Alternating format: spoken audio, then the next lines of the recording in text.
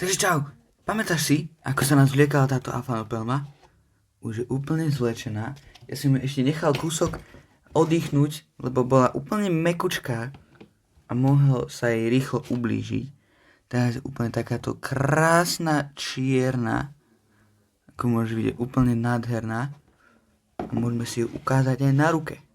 Takže takáto je veľká. Tak asi nie, musel som ju takto pekne chytiť. A dáme ju späť do svojho boxu. Šup. Ona nie, nie. Hodnú.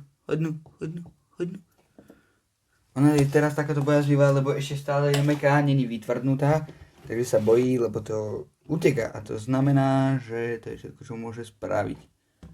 Lebo je úplne meká, nemôže ani hrísť, má úplne biele chelicery, takže ju necháme na pokoji.